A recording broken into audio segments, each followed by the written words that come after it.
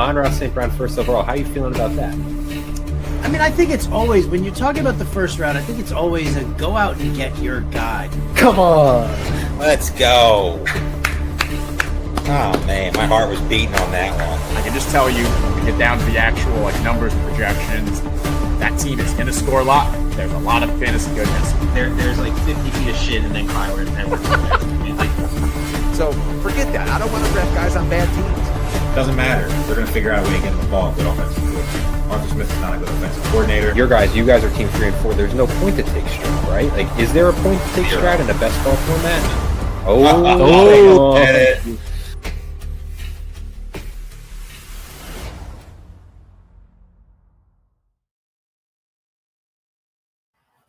Welcome in, ladies and gentlemen, as we will always be broadcasting live Wednesday nights at 9 p.m. Eastern Time. I got it right this time. I'm proud of you. There we go. You know, it was an opening show speed bump, but now we got it nailed down. Every Wednesday, 9 p.m. I'm your host, Aidan Liquorie. Joining me as always, Dave Terpoilli. You know, some people call him Dr. Agbetoba. Some people call him AB. Some people know him as Skywalker 2000. Terp, you and me know him as a back-to-back champion of this very contest. Still crazy to even say out loud. I tell people about that all the time. People just look at me like there's just no way. It's nuts. And then it's crazy to think that AB, you did it, and then the Go Bills guys did it. Like, oh my God. Yeah, it's nuts. But AB, thank you for joining the show. We're excited as always to have you on. Yeah, thanks for having me, and props to you. I mean, the pronunciation of the last name. I mean, yeah. Love that. He's been practicing. We had a little meeting before, and he was going back and forth to make sure he didn't butcher it. I got it. Try. It's so funny, and I'll bring it up now. It's I get most right, but then of course I mess Mike Shope up, which of course I say shop. He did look at you weird when you did that. Yeah, I mean, as he should. I don't like when people butcher my life. That was a tough show. You just got to blame the show situation. No, that was a May Big Gorilla, but we're in June now. Lots changing. AB, how about we just jump right into it? And I want to ask you, of all the latest news in the last week. So we got Rodgers signing with Pittsburgh. Yeah. We have J.K. Dobbins to the Broncos, and then we have multiple holdout situations. Terry, who knows what's going to be going on with James Cook. Which storyline or news item from the last week are you most either concerned about, or you think is going to be most impactful for fantasy football this season? Yeah. Kind of like how you phrased it. I would say the most impactful for me has been the J.K. Dobbins signing. I think Rodgers, for the most part, I think everybody's, kind of put the, expected him to sign there. Terry McLaurin, we'll see kind of what happens with this holdout. These guys typically don't win that battle, but, props to him. Hopefully, he can kind of, knock out a contract there. But yeah, to me, it's really the J.K. Dobbins signing. And it doesn't matter like what you think of J.K. Dobbins or what you think of Richard, or R.J. Harvey. I mean, Harvey was like I think my highest owned running back up until like 1 week post draft. But regardless of kind of where you fall on that, it's going to affect ADP. It's going to affect, what kind of gets put out there. You're going to have to follow the tea leaves. And so to me, that's kind of the most impactful. And so, how that shakes out ADP wise, how I decide to kind of attack that, avoid, or maybe jump in to certain contests to try and, take advantage of said situation is to be seen. But to me, that was the most impactful one. That and the Chubb signing as well. Yeah. And we'll as you know, I'm sure as you're prepared for, we'll get to the Texans. Yeah. Terp, I got to ask you, so on the lines of J.K. Dobbins, we actually talked about it with Andrew Cooper on the last show, but there was nothing official, and God knows we've seen so many running backs visit and then leave without a deal, and all the talk was for nothing. So, we covered it loosely, but in that draft we did just last week, R.J. Harvey was at the back end of the third round. Fantasy Mojo was talking today. He's kind of dropping into the fifth, and Dobbins is rising from 12-13 to about 8-9. So, Terp, I got to ask you, kind of piggybacking on that conversation we had, and I believe Coop was even saying how it was his belief, and you agreed, is like, R.J. Harvey can still pay off more than enough, even with Dobbins, and now maybe the price point's better. So long-winded way, to ask you, where do you think these guys two ADPs settle in, and then where would you be comfortable drafting the two of them? People always say, like, why do you draft early? There's always reasons why people do it, exposure, trying to get guys at certain spots. this is a perfect example for me for a guy like RJ Harvey. So last week when we did our draft, he went in the 3rd round. I don't know about anybody else, but that's a little rich for me. There's a lot of unknowns. We didn't know about J.K. Dobbins. We don't know if Sean Payton was going to bring anybody else at the time. But now RJ Harvey's moving down to the mid to late 5th round. That's a spot where he makes a ton of sense because no matter how you start your draft, whether you get that elite running back starting off, or you start off receiver, mix it a tight end, a quarterback, whatever it is, RJ Harvey makes a ton of sense as an RB1 with a ton of upside, or an RB2 if you have, if you have a Gibbs, a Robinson, a Barkley type of situation. It makes your team make a lot more attractive than, let's just say, if you were the 12th team right now. You start off Brian Thomas, Drake London, and your 3rd round picks RJ Harvey. It's just a little rich. This is a good pocket where you can take advantage of an RJ Harvey falling a little bit to where if you're a fan or you didn't get enough of him early on because you thought the price was too rich, now he's in a pocket to where it makes a ton of sense for you to take advantage of it, before, some positive stuff comes out in the preseason that makes his ADP move up. So to me, this is a time that whether you're an RJ Harvey fan or not an RJ Harvey fan, it's a time to get exposure to him because I don't think he's going to get any cheaper unless obviously some silly injury happens. It's a perfect time to take advantage of that. So to me, it's a buying opportunity for RJ Harvey. J.K. Dobbins, he's a guy that'll have some, but I feel like his price is going to be too rich. I'll take the upside with the rookie, and the long-term potential of the rookie, the money week type of situation where RJ Harvey takes a job and pretty much runs away with it. That's where I think has a better chance of happening. So to me, Harvey's a guy, pocket perfect right now. Take him as much as you can because he's never going to get any cheaper. And then Dobbins, he's just to me okay. Not a guy I have a ton of because his price will probably be a little too expensive for me right now. And I will just add on that team who we saw take RJ Harvey at the 310. This was with the news that J.K. Dobbins was visiting. Yeah. They were well aware that was a strong possibility and still pulled the trigger. I can't let it go any farther. AB, pretty shocking. Malik Neighbors falls to the 204. He's been going mid-first. I mean, Puka and Malik Neighbors stack. Just takeaways beyond just kind of an initial shock on that. And, I mean, Team 9 has a chance to do kind of something special, I'd say, with a Neighbors fall that probably never should happen.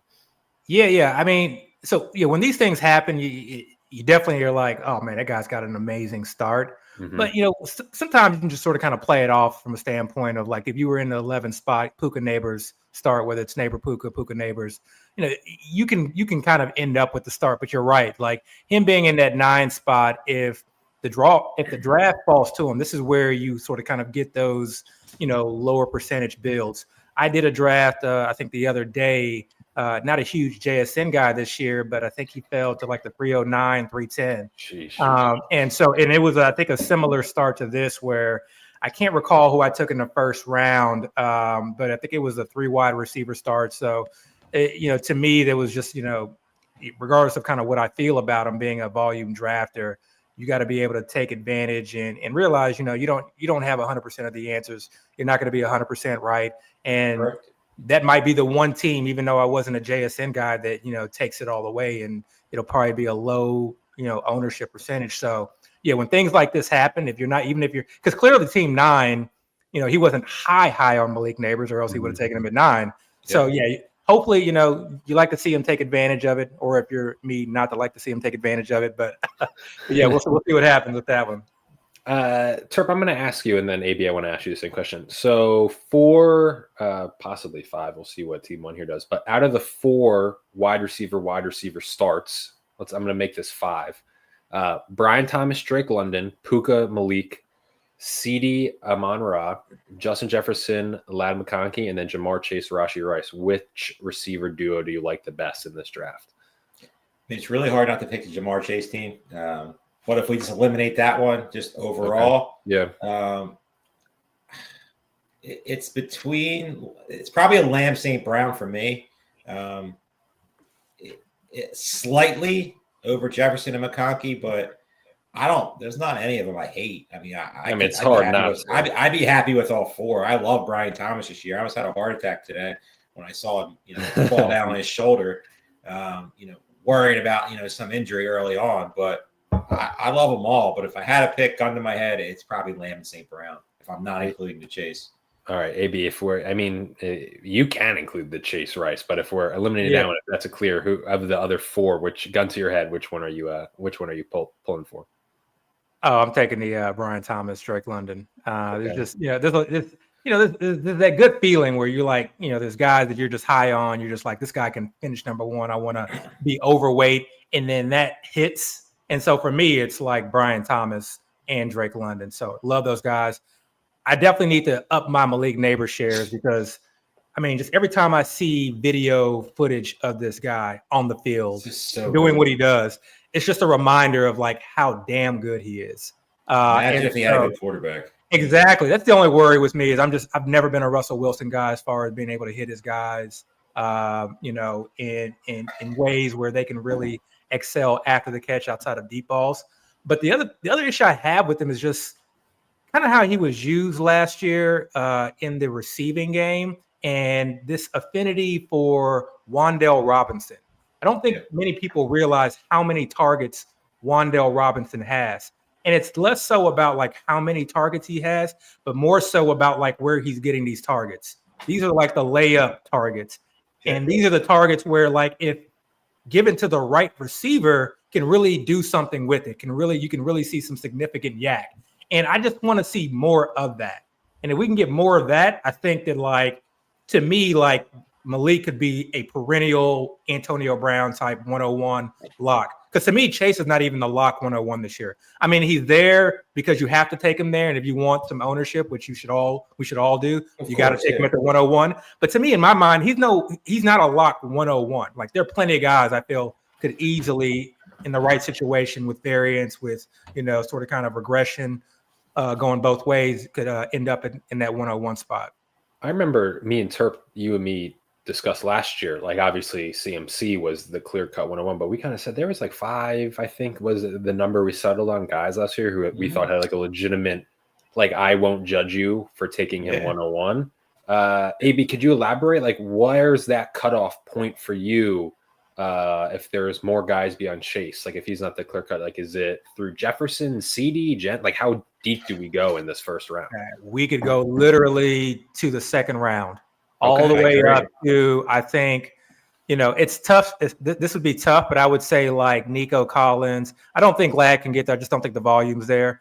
But I could honestly, it sounds odd, but I could see a situation with Jonathan Taylor if, we see Daniel Jones as a quarterback the entire year and he's actually getting quite a few receptions depending on how because his receptions have kind of fluctuated, and if it could be a situation where it's sort of kind of a Derrick Henry-esque, just enough receptions, explosive, receptions with like high quality, where he's like taking a screen pass 60 yards to the house, that type of year. And I could also see it, with AJ Brown, if their defense regresses a little bit, they're in a few more shootouts. They're actually playing in the third and fourth quarter. I could see that situation. So I just feel like it could be so deep. And it's less so about like Jamar Chase. I love Jamar Chase, but I just feel like there are just a lot of guys who could end up there. I don't, in previous years, like when you had LaDainian Thomas, it was just obvious. Like we weren't having conversations like this. With Antonio Brown, I wasn't having conversations like this. Their situations were constant. They had the same quarterback, the same team, the same offensive coordinator. So when you explode in the same situation, it makes it a lot easier to project. But they were also like, I think approaching like 400 points, or at least LT was. So yeah, I think a number of those guys could, but honestly, if I had to pick, I'm looking at, kind of Brian Thomas, Malik Neighbors as sort of kind of those guys who could finish number one. And I'd probably, maybe take out a couple of guys in that first round, but I think there's a good 12 to 14 guys. Terp, I got to ask you, he goes in the middle of third. I was going to bring it up last year. We didn't get to it. I believe you had a tweet maybe 2 weeks ago, and you were putting some water on the, Breece Hall. Flame. Everybody loves Breece Hall. I feel like everybody's clicking him. It's like the easiest click in the third round, fourth round, wherever you're getting him in certain drafts, certain leagues. And everybody's just expecting he's going to be the guy, new coaching staff. It's going to be, the Breece Hall and Garrett Wilson show. But we don't know that yet. And to me, there's just so much unknown at the running back position. We don't know. Is it going to be like a Detroit situation where we're talking about Montgomery and Gibbs? Like, do we really think that Justin Fields is going to stop running the ball? I mean, that's going to be annoying. That offense is going to be extremely, extremely, extremely bad, in my opinion. I don't see any upside in the Jets offense whatsoever. So to me, if you're telling me if I can have Breece Hall versus Chase Brown versus James Cook, Breece Hall's third, and it's really not close when it comes down to it. And I know that I'm telling you, I search Twitter daily, and everybody's like all this Breece Hall exposure and all this stuff. And I get it. I understand the thought process behind it. I just don't agree. AB, I got to ask you, we kind of mentioned them at the start. Obviously, we just said Dobbins signing is the most impactful. But, James Cook reported to mandatory minicamp, even though there was a bunch of rumors that he was holding out. Terry McLaurin is holding out. He is not at minicamp for the Commanders. So between those two, how does that latest news affect your feeling towards those players? Is Cook, does he get a bump a little because we know maybe the holdout isn't coming? Is Terry dropping? Like how much, especially this early on, I know you probably don't put a lot into it, but at what point does a holdout drag on enough where it does begin to impact where you're drafting someone? Yeah, I mean, each situation is different. Like if it's a new guy on a new team, a wide receiver, it's a quarterback he's never worked with, or in an offense he's never been in, how experienced is he, how skilled is he, et cetera. Those things play a role. But for these two guys, the holdout to me, James Cook would have mattered. I think if he continued to hold out. Terry McLaurin, he's already got built-in rapport to me that's almost insignificant. Now, if it gets closer and closer and closer, then you kind of start to worry about, okay, do we got to worry about potential soft tissue injuries? Depending on the guy and whether or not he's doing work off the field or doing the appropriate work. Do we got to worry about a game or two of just kind of subpar performances because now the team has to kind of get them up to speed. They have to reduce snap shares. I know people talk about kind of like the money weeks and later on as those being sort of kind of the weeks to count, but it all counts. When you miss a playoff or the tournament, you got to get there first, points, man. Yeah, you're not feeling happy. But honestly, for me, those are two guys that I don't like their ADPs. So I think I have 0 percentages of both. Actually, maybe one. I may have one share of Terry McLaurin that fell to the fourth round. But outside of that, it's just really not. Those aren't guys. I like to rely on volume and not like outlier efficiency. And to me, those guys were kind of more outlier efficiencies. And I'll pass. Guys like that to me don't feel like they would beat me. AB, I'm going to go back to you in the night, and Terp, I want to hear you then. But AB, back-to-back picks are in the fourth round. So RJ Harvey does not drop as far as we've seen him. He still goes 402. So I kind of want to get your thoughts on that. If let's just say his price settles in here, where you're at with that, and then right after that, George Pickens at the 403, almost 2 rounds above ADP. Just if any rationale you could give for that pick, or if there is none, I'm intrigued to hear those back-to-back picks, your kind of takeaways. Yeah, I mean, when you get news out that's negative news on a guy, I mean, again, if this is your only draft, this is your only draft, and or maybe you want to increase RJ Harvey shares, I guess I kind of get it. But when negative news comes out, I almost want to see how far he's going to fall. I want to see how far he's going to fall. Why do I want to take him at ADP? I'm not winning that battle. Nope. I think we get in our minds that like we have to get set, this guy because this is the only guy that can win us weeks. When we scroll through total fantasy points or points per game, like there are so many guys that are within like 0.1 points of each other. You don't have to have RJ Harvey. There are plenty of guys like that. And then, I'm not a Kyron Williams fan, or I'm not a Omarion Hampton fan, or, and there are certain running backs that are going after him, but there are a lot of situations where I think the guys that we're going after, you can easily find someone who can be just as productive where you don't take the risk. And then again, with the negative news, you may actually be able to get him in the 5th round. So why not, try and wait? I don't like that move. Same thing with the George Pickens. To me, I think that this just makes 0 sense. You could have gotten George Pickens easily at the 6.3. And if you don't, and somebody reaches, then you do another draft and you get him at the 6.3. This is your time to take advantage and really try and create a monster of a team, because you essentially capture upside, Yep. You essentially capture upside. There's no reason to reach 3 rounds past ADP. That almost makes me upset. that I'm not in this draft. If you're doing one draft, like you said, it's pretty much perfect. But you see these drafts being an outsider and not being involved, you're just like, like team George Pickens, way too early. Like, team 12, great start. Terry McLaurin, like him or not like him. Yeah. But you're kind of forcing that stack with Daniels. I love stacking. Yeah. Trust me, I love stacking. But you kind of forced it when you have options later. Yeah. You could have built a different roster when it comes to whether you took Harvey, if you're a Harvey fan, whether you took Kyron Williams, whether you took Amari Hampton, whether you took another receiver like Mike Evans or DJ Moore. George Pickens there, it screams reach. And it's just not something I agree with what you're saying. It's not something I do. When RJ Harvey, the news came out, you should see it. I mean, he's going to fall. Yeah. Some people are going to fall in love with him or they're going to take him. Like I remember, we all talk about bad habits we used to have. Yeah. Bad habit I used to have is when I loved the player going in, I would draft him no matter what. Yeah. If he was available, he was getting drafted. I'd be pissed if he didn't get picked. I'd be annoyed. I'm just like, why didn't I get more RJ Harvey? I know that's my guy. Yeah. But, you do that. RJ Harvey's not error proof. What happens if RJ Harvey gets banged up or gets in the doghouse or just doesn't get the job done? You're sitting with a landmine in the fourth round when you could have had so many other guys that are in better spots or better situations that made more sense. Yeah. And I always try to look at, how many things does my player have to overcome to really beat his ADP? Absolutely. So he's a rookie. So he's coming into a new system. He has to sort of kind of beat that rookie. He wasn't a first round pick. I mean, he was taken in the second round, but he wasn't a first round pick. I think we all, for whatever reason, I think people just assume that he is like Alvin Kamara. And I think if you actually look at a picture of this guy and you kind of watch his collegiate film, you realize that he's not. He's not. I mean, I'm not saying he can't catch the ball or anything, but he's a good player, a solid receiving back, but pump the brakes on the comparison. Exactly. And then I always, think about this whenever I think about rookie running backs. The 2-minute drill, the hurry up, third down. The 2-minute drill and third down, those are just give me points. Fourth quarter, your team is down 3, 4, 5 PPR points just for doing nothing. Yeah. Finding yourself in that situation. And these rookie running backs, how often do they get that 2-minute, 4-minute work, the hurry up work, right before halftime? We just want to get in field goal range. Defense is in prevent, giving the running back 2 to 3 points. We're all sitting there. You're always playing against that guy. You're like, damn it. Can we get a linebacker out there in the flat? Literally tortured throughout the whole movie.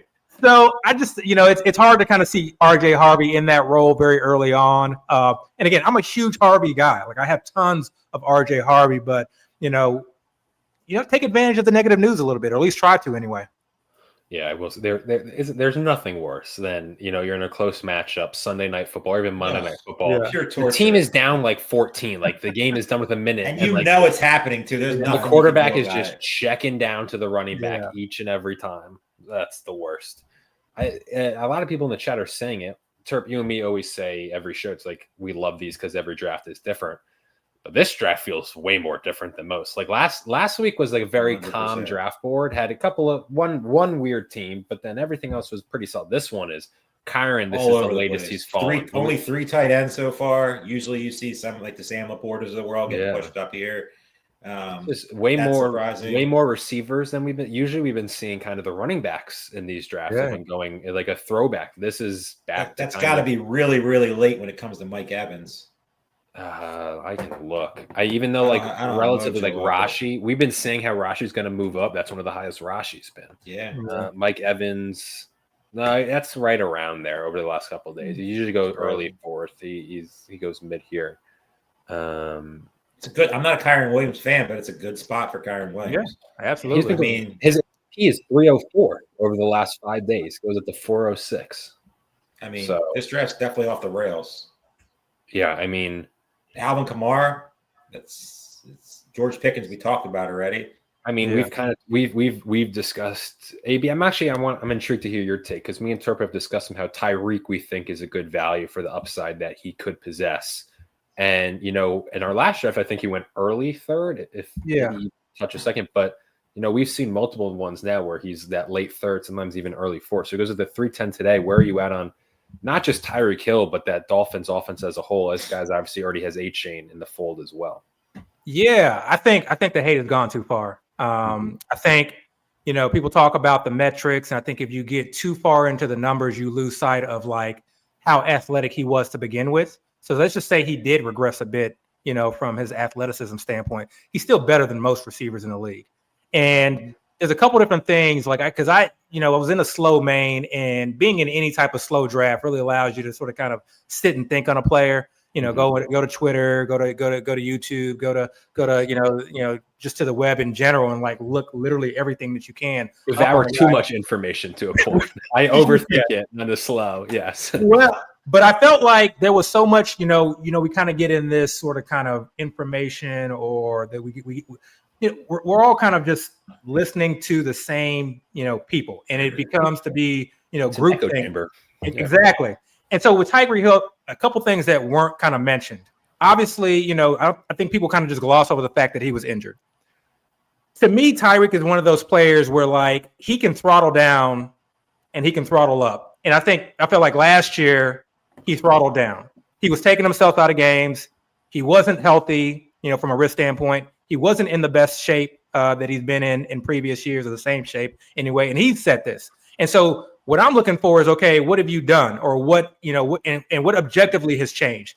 And so if you go on Twitter, you can see videos of him talking specifically about how he feels like he needs to prove not to just himself, but to his team that he is a team captain. He's like, I haven't earned it yet, but I'm going to go out there and show people that I've earned it. I love hearing that, especially from a guy like that. These guys are overly emotional. These guys are human. And so, yes, sometimes it's just coach speak or player speak, and it's blah, blah, blah. But with the right player and in the right situation, sometimes you can, it's just a gut feeling. But I love hearing that he was working on his speed and conditioning, because he was someone last year who would take himself out of games constantly. And on third downs and third and long situations where he was like really needed. So him working on his speed, him working on his conditioning, and he also reported that he was about 10 to 15 pounds lighter. I mean, these are all great things that, point towards a guy who could definitely bounce back. And you're getting him in basically the mid to late third round. He's always, in my mind, likely going to be the number one read in that offense. And that, to me, is a first, second, third read offense. And to me, until, at least for one more year, I see it as Tyreek Hill. Everyone is in on Waddle as potentially having a breakthrough, but that's not going to happen unless Tyreek Hill significantly falls off, unless, McDaniels is basically drawing up plays with Waddle as a first read. And I just don't see it. I don't see it. At least at this point, I don't see it. And Waddle also has shown really no ability, unfortunately, to stay healthy. He's just constantly getting banged up to the point where some guys, we always say you have to discern, are they fluke injuries? That, like, I always go back to, when Keenan Allen had the injury prone label. Well, a lacerated kidney for Keenan Allen isn't really injury prone. That's just unlucky. But Jalen Waddle's had a ton of ankle, knee, lower leg injuries to the point where it is a question. Also with Tyreek Hill, the thing you got to realize is there's a potential that Jonnu Smith gets moved. And if Jonnu Smith gets moved, it's more targets for Tyreek Hill. And that makes Jalen Waddle a little bit more appealing, because the target tree will be condensed to those two and Devon A-Chain, maybe a little mixture of Jalen Wright. So to me, Tyreek Hill, we talk about pockets, and I talked about it earlier. It's a good pocket to try to get as much Tyreek Hill as you can, because we all know he's one of the most explosive receivers in the league. Everything AB said is pretty much spot on. It seems like his head is in the right position this year. Obviously, you got to worry about the Tua stuff, and if he gets banged up, injured, probably whatever. The biggest concern. But you can't really worry about injuries. I mean, it's if it happens, it happens. But you're getting him at a good price right now. So to me, it's a time to take advantage of Tyreek Hill. He's definitely a guy that I'm going to be taking a lot in the coming weeks. Before anything happens, before the preseason comes in, and his name appeal is going to start getting him moved up. I think to me, one last point on Hill, I think the biggest thing to me is McDaniels, and can he overcome sort of kind of defenses figuring him out? And to me, like, all of these head coaches and these offensive coordinators, they're just like us. You have your occupation, and especially, you talk to other guys that are kind of in your same field. You go to the conferences, you kind of talk about, hey, this hasn't been working, or what have you been doing to, sort of kind of increase profits and et cetera. My medical field, I'm talking about, have you looked, what are your thoughts, or what's been your experience with said X, Y, and Z procedures? These offensive coordinators and these head coaches, especially the offense, they talk in the off season. they look around, they see what has worked for other teams, and they incorporate things into their offense. I think we forget about 2 years ago when they incorporated sort of kind of, that motion, or I don't even know what you refer to it as, a speed motion, where guys were kind of running laterally and then the ball would get hiked. And you saw a couple teams start doing it, and they were teams kind of from the same tree, and they were somewhat mimicking each other.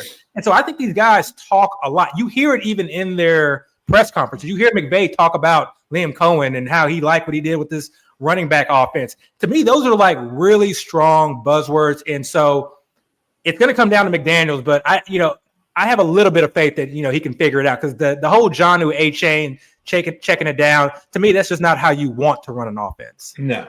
Yeah. And I will say, going down the rabbit hole just along those lines too, and I think McDaniel's a great case study. It's also like the NFL is constantly adapting. And I think partly why, we're seeing some running backs rise is because linebackers had to get, smaller to combat the quickness and those speed options. So now teams are going back to, trying to run the football way more because, they can, because they have the size to do it. It's just so interesting how the NFL kind of shifts like every half decade just from point to point, because there's constant adaptation, and then they return to something that we hadn't seen in a while because the defenses have completely adjusted, to quick speed receivers, right, or running backs out of there. So there's just a lot there, but McDaniel's certainly in a prove it year. I will say, just my opinion on McDaniel, I was a big fan of him. I think the shtick's kind of worn off a bit, and it was all fun and games. He's definitely on the hot seat if things don't go better this year. Yeah, it's just I have friends who are Dolphins fans, so that's it's not like they're experts or anything, but I do get my fair share of them sending clips. And they're just saying his ability to adapt has not been good at all, right? It's since that election. There is a world where he's the first coach fired this year. Yeah. If things go off the rails real quick. It's definitely in the range. And there's a lot of coaches out there that are on the hot seat a little bit more than him. But if the wheels come off soon, Tyreek, doesn't, regain his form, and Tua, falls back a little bit, and they start off 1-5 or 2-7 or something like that, he could easily be the first guy going. So Abib, let's talk about it, right? They finally gets drafted. Joe Mixon. So it is crazy, and I know RJ Harvey is more excited, but J.K. Dobbins signs, and RJ Harvey, at least in our draft, doesn't drop at all. Yeah. Nick Chubb, who very well could just be the shell of Nick Chubb, although that man is an absolute warrior, signs with the Texans, and Joe Mixon drops over a round. He had been going at the mid to late fourth. He goes here at the 604. So you're the resident Texans fan. Every time we have you on, the Texans always have something to discuss. Whether last year the receiver room, now this year we got what do you make of the running back room? Is Mixon going to still be the main guy? Should we be buying this dip, or is Nick Chubb going to eat into his carries and his workload?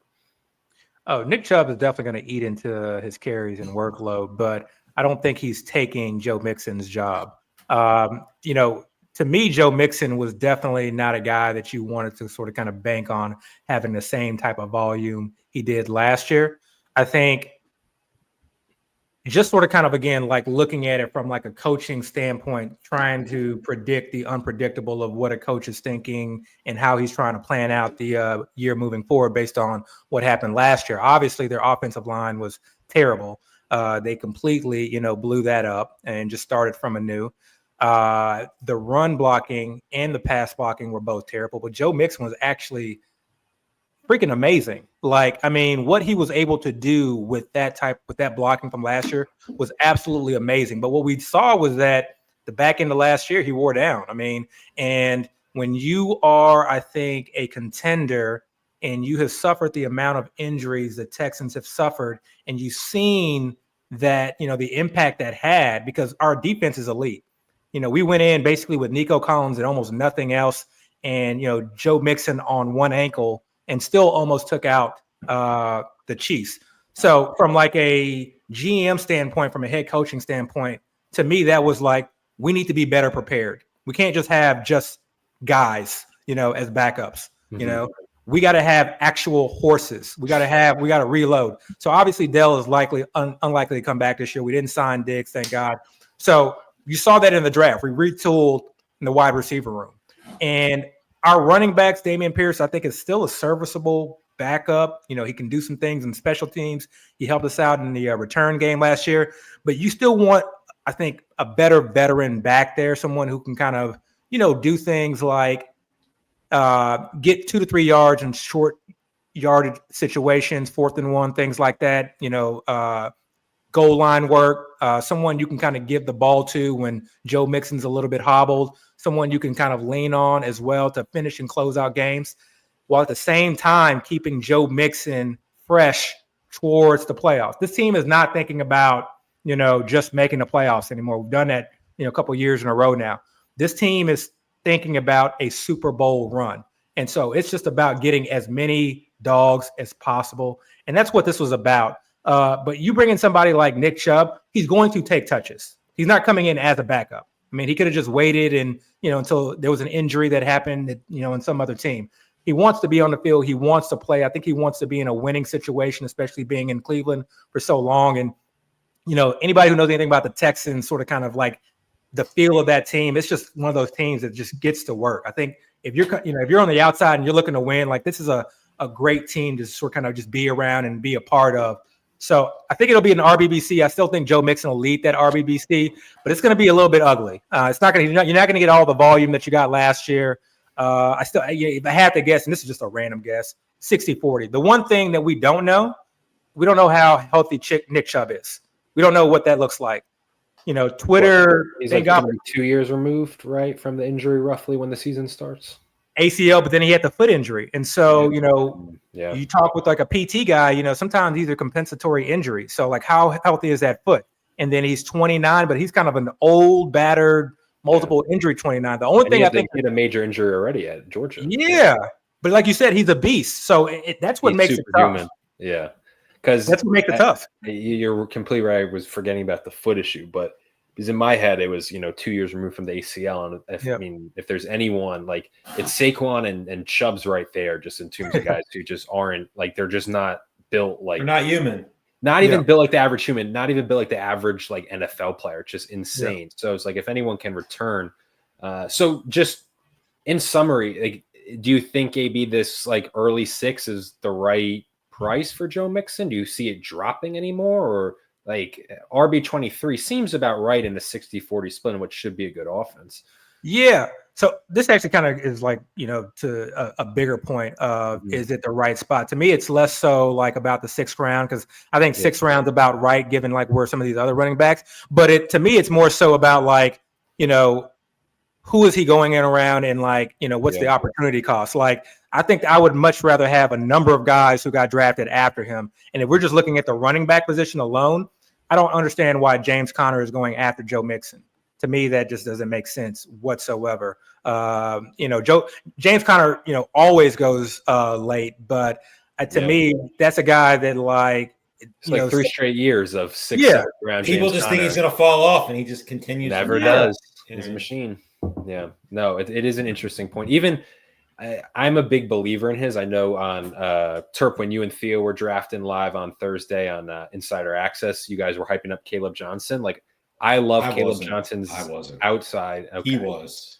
I was not. I not anymore. Now with Aaron Rodgers. Okay, we'll get into Rodgers later. We will get there. Terp, I do want to ask you. The tight ends are going now.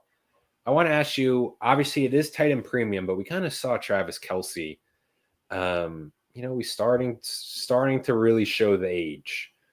Do you still think, I mean, there was times obviously early on when there was all the rumors of retirement that he was even, 10th, 11th, 12th round. That was obviously months ago.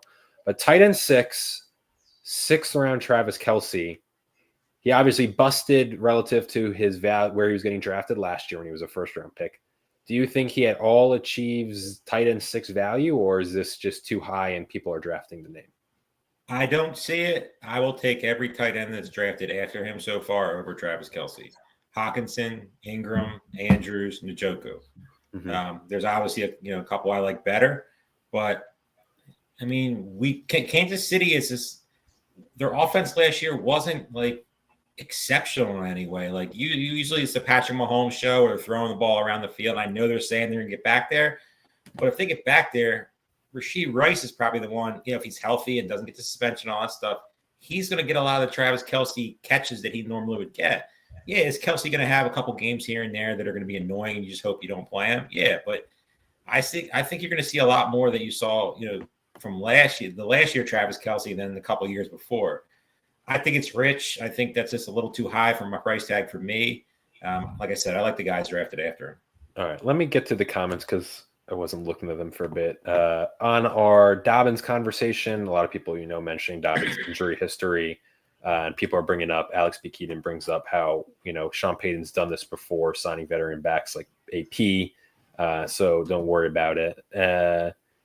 People bringing up exactly what you guys said with Chubb getting hurt, and that's kind of the concern, just how much does he have any juice left? And then got into a little conversation here, and I want your guys' thoughts on it. Team 3 is getting a ton of love. They started Gibbs, Bucky, Josh Jacobs, went running back every, then DJ Moore, Zay Flowers, Montgomery. So they have both Lions backs, and then Jawan Jennings. So AB, I'm going to start with you. Team 3 getting love in the chat. Do you agree? Yeah, no, not really, not at all. I love that. Either. No, yeah, no, I don't agree either. No, not at all. I'm not a fan of that build. Personally, these aren't players that I love. I don't like taking guys like David Montgomery in the 6th round. Mm-hmm. Could he pay off that value? Absolutely. But again, to me, 6th, 7th, 5th round, I want to draft guys that are potentially going to finish in the 1st, 2nd round, or guys that are going to be drafted in the 1st and 2nd round next year. Like that's what I'm looking for in that area, because otherwise, you can get a David Montgomery in the 8th and 9th round. So to me, I'm just, not a fan. I want to go back real quickly. Sorry. Please. No. Yeah.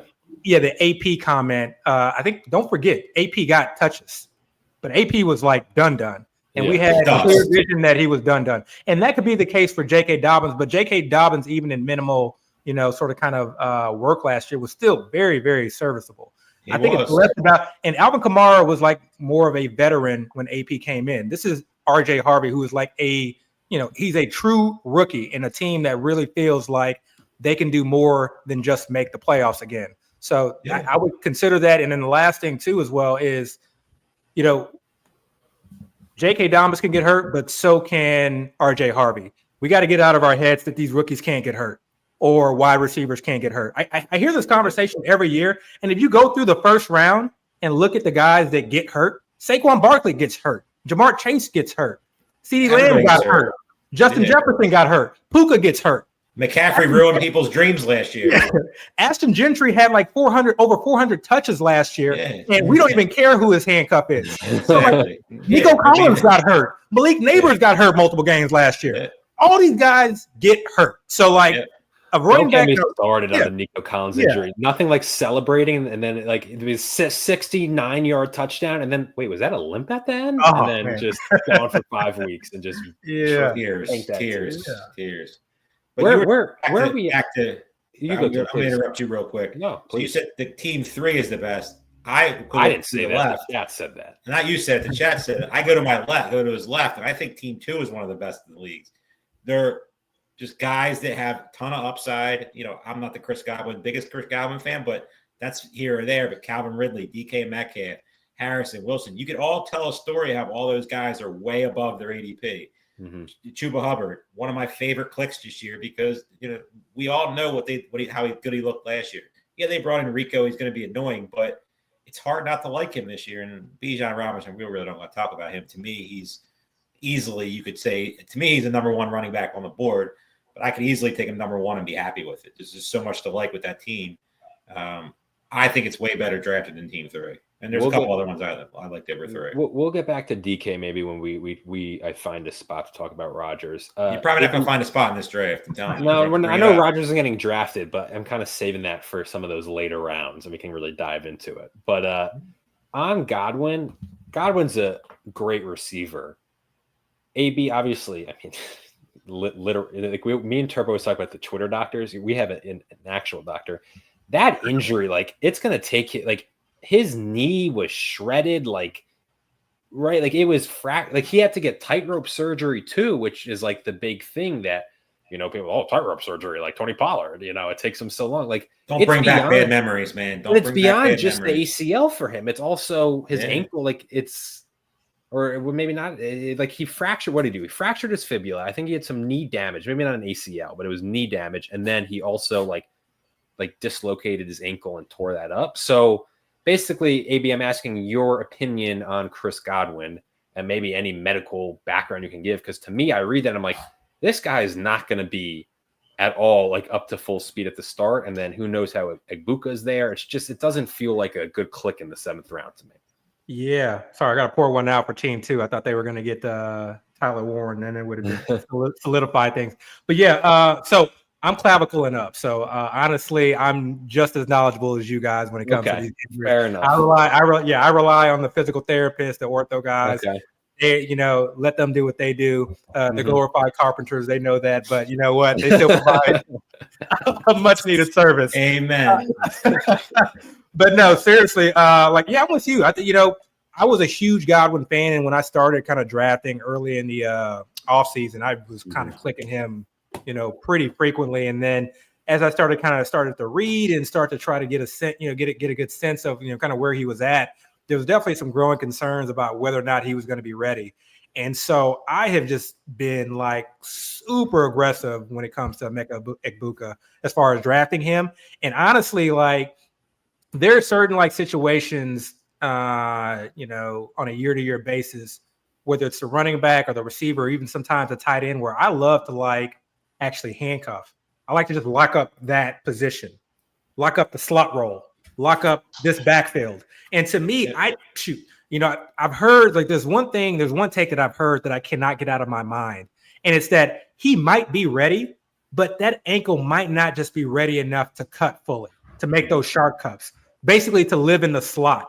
Maybe it's easier for him to start out wide. And so what if he starts out wide and they put Egbuka in the slot? Now we see a situation where like Egbuka is the guy that's getting those slot looks or getting those sort of kind of bubble screens as Godwin is sort of kind of growing into his own. And that's just kind of one of those situations where there's a ton of outs for all of those wide receivers. So I'm never getting mad at anybody for drafting a Tampa Bay wide receiver, because seems like Mike Evans has some type of issue every year, but we'll still get you 1,000 and double-digit TDs. Godwin obviously has been struggling to stay healthy. And so that offense usually produces 2 pretty good wide receivers. So I love drafting those guys. And good thing with Godwin is that he's going much later now, so it's a little bit easier to click that button. I have a quick question for you real quick. Yeah. So Chris Godwin, obviously we just talked about him. You made 2 deep runs, won 2 championships in this. And I'm pretty sure the one league you had Allen and Diggs. I don't remember the other year. Did you have a stack? Yeah, correct. So with Baker Mayfield, the guy he just drafted, to me, it doesn't make any the build of this right here with Baker Mayfield. Chris Godwin has to be Chris Godwin for this build to make sense to draft Baker Mayfield. If you're looking at the ceiling of trying to win $1 million. Kyler Murray would have made more sense to me. Not that I'm the biggest Kyler Murray fan, maybe Justin Fields type of situation. When you talk about a ceiling, because Chris Godwin right now isn't in your starting lineup. I'm not saying he's not going to be there, but there's just too many questions. And then let's just hypothetically say Baker is your starting quarterback all year. You don't draft anybody else. When you need him in the money rounds, you're probably going to fall behind to the, Evans, Mayfield teams, and et cetera. So to me, when you're trying to build a team and build a roster, I know I'm stacking for life. I try to stack every draft I can, no matter what. I just feel like your upside is unlimited. What do you think about the Mayfield pick on this build only? Do you agree with it? Not agree with it? Yeah, I disagree with it. To me, you can win that way. I don't think there's any issue. I think you can do so much at quarterback, but it's either, to me, get one of these guys early, and then sort of kind of build from there, or just wait.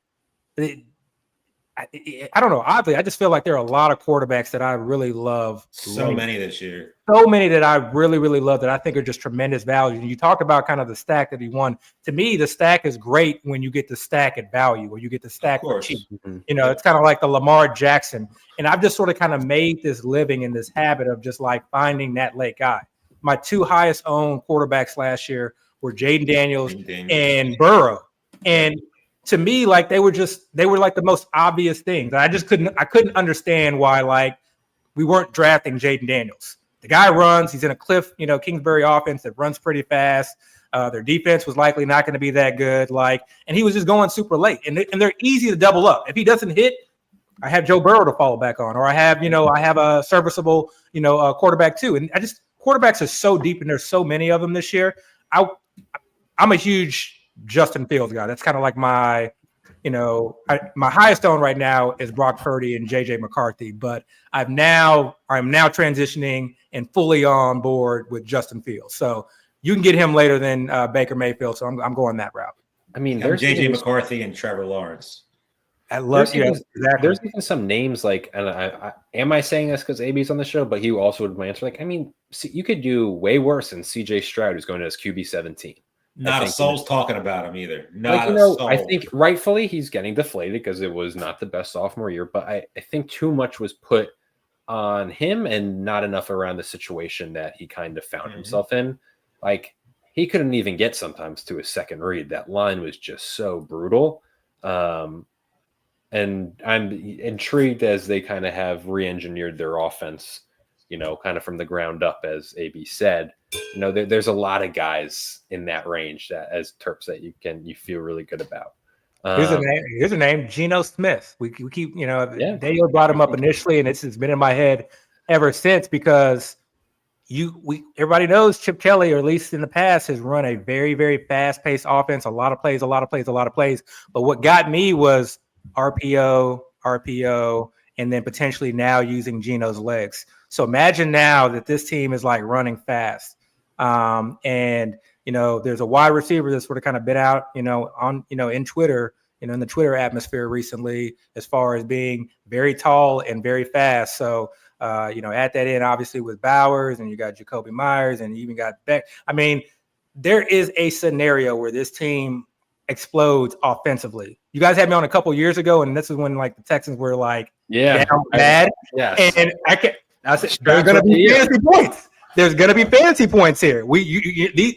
A team can't be that undervalued, And there are a ton of teams, or not a ton, but there are some number of teams that are undervalued. And all of these teams, even the worst teams, are going to score fantasy points to a certain level. So you can't undervalue everyone. I know there's some gross situations out there, but you find diamonds in the rough and in the trash. So I remember that exact question. It was about Dalton Schultz, and that spiraled into the Texans. You got Stroud's here, D'Amico. Yeah.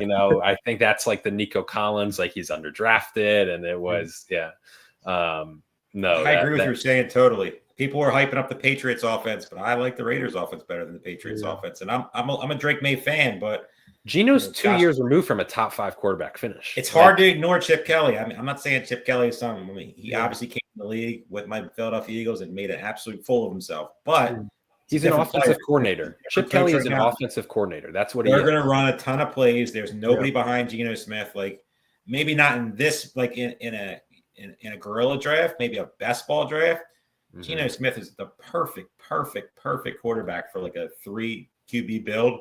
Yeah. Or if you're taking a Josh Allen or Jaden Daniels early, Lamar Jackson to be your number 2, makes a ton of sense.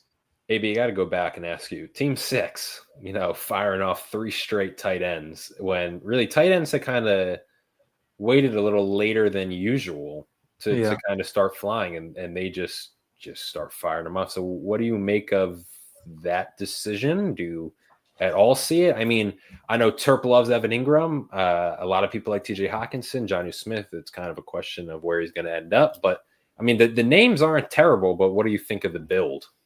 Yeah, I think he got caught. I think he got following himself in a situation. Oh, TJ Hawkinson, mid-6. Let me go to, Fantasy Mojo's ADP. Oh, that's pretty low. Oh, wow. Evan Ingram in the 7th round. I really like Evan Ingram. That's the guy that I really want. Oh, wait, Jonnu Smith in the 8th round, you never see that. So he kind of got. I mean, if they hit, they hit. It's one of those situations. These aren't necessarily tight ends that I'm going after.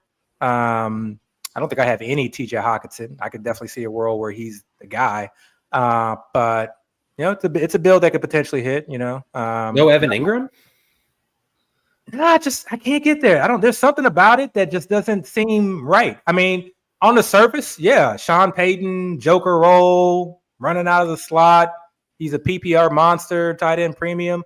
Something I haven't figured out why, but there's something that I have a lot of. Yeah, it's a gut feeling. It has me worried because he's probably my highest. But it's not even health. Yeah, I just don't get it. We can trust all the analytics, do all the research, read articles, listen to podcasts, but sometimes you just there's no reason behind I just don't feel right, and that's all I can give you, and I respect it. We all have it, I'm not feeling. That's my thing on Breece Hall. I'm not backing it up with any data or anything like that. I just something we talk about like groupthink, and groupthink gets people in trouble all the time because especially like coming up here soon. You're going to see all these sites and all these guys we follow that have come out with these hit pieces or whatever, and they're all going to love this one guy, and this one guy's going to get drafted super high by the time we draft late September, late August, early September, and that guy's probably going to flop, and then you're going to push him up, and it's just going to turn into a disaster. So if you got a feel on a player, hey, it could be totally wrong, but trust your gut, man. Because sometimes it is wrong. Terp, you made fun of me last year. My negative gut feeling was CMC. I was saying I don't feel good. I said Madden first with my reasoning. I never got any 101s last year ever. I know, but I was saying I didn't like CMC, and I was mad about it. I was like, I just need to get some CMC, get him in the exposure, just get a couple of them just in case, because I don't want this to burn me. And the last draft I got, it was like. The very last one, it was like I got the number 1 pick. I took CMC and 9 receivers. And the team was so good, but I just built everything around CMC, and that just faded out. Yeah.